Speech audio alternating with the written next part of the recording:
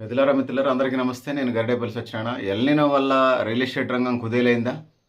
అయిందనే చెప్పేసి real estate consultancy Frank India report చెప్తా ఉంది. లాస్ట్ 6 నెలల్లో 4% అంటే సుమారుగా 5,25,000 దేశవ్యాప్తంగా సంబంధించిన రిపోర్ట్. 5,25,695 అపార్ట్మెంట్లు, ప్లాట్లు ఇల్లు అమ్ముడుపోకుండా ఉన్నాయనేది. ఇది జనరల్ ఇంకా గ్రాస్ లెవెల్ ఇంకా పెద్ద ఇంపాక్ట్ ఉంది. ఇంకా ఎండిపోతుంది ఈ సంవత్సరం 2 సంవత్సరాల కాలంలో. సో 50 లక్షల లోపు కలిగినటువంటి అమ్మకాలకు సంబంధించి 7% అమ్ముడు పోలేదనేది. అంటే ఈ సంవత్సర కాలంలో 1,70,363 అవి సేల్స్ ప్లాట్స్ అమ్మకాలు జరగలేదనేది. 50 లక్షల నుంచి ₹1,00,00,000 సంబంధించి వచ్చినప్పుడు 3% అమ్మకాలు తగ్గినాయి అనేది. ఇది 1,34,841 ఇళ్ళు అట్లా 6 నెలలుగా అట్లా 1 ఇయర్గా ఖాళీగా ఉన్నాయనేది.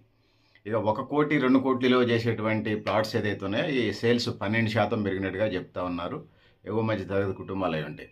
2 కోట్ల నుంచి 5 కోట్ల విభాగాలకు సంబంధించి వచ్చినప్పుడు 23% సేల్స్ పెరిగినాయి అనేది. 20 కోట్ల నుంచి 50 కోట్లు కలిగినాయి 52% సేల్స్ పెరిగినాయి అనేది. అంటే వీళ్ళ 2 కోట్ల నుంచి 5 కోట్లు అనేది వ్యాపారస్తులు, 20 కోట్ల నుంచి 50 కోట్లు అంటే ఫిలిం ఇండస్ట్రీ, ఇక పెద్ద పెద్ద బిజినెస్ మ్యాగ్నెట్లు. వాళ్ళకి వీటితో ఏం సంబంధం లేదు. అగ్రికల్చరు, ఎల్నినో, వ్యవసాయ కూలీలు, రైతులు వీళ్ళతో సంబంధం లేదు. కాబట్టి ఈ ఎల్నినో ఎఫెక్ట్ అన్ని రంగాలతో పాటుగా దీని మీద కూడా ఉన్నట్టుగా మనకు అర్థమవుతుంది. ఈ చెప్పినటువంటి తగినటువంటి ఏదైతే ఉన్నదో ₹1,00,00,000 లోపు అమ్మకాలు ఏదైతే ఉన్నాయో అవి అగ్రిగేట్ చేసినప్పుడు 5%గా మనకు కనపడతా ఉంది. అది సామాన్య, మధ్యతరగతి, దిగువ.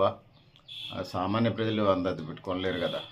దిగువ మధ్యతరగతి, ఎగువ మధ్యతరగతి వాళ్ళకి సంబంధించి చిరు వ్యాపారులు, మధ్య తరహా వ్యాపారులు, కొద్దిగా అప్గ్రేడ్ అయ్యేటువంటి వ్యాపారులు వాళ్ళు ఇల్లు కొనుక్కోవటం ఈ కార్యక్రమంగా మనకు కనపడతా ఉంది. పెద్దలారా మిత్రులారా మీరు కూడా మీ అభిప్రాయాలను కామెంట్ బాక్స్ రాయండి అని తెలియజేసుకుంటా ఉన్నాను.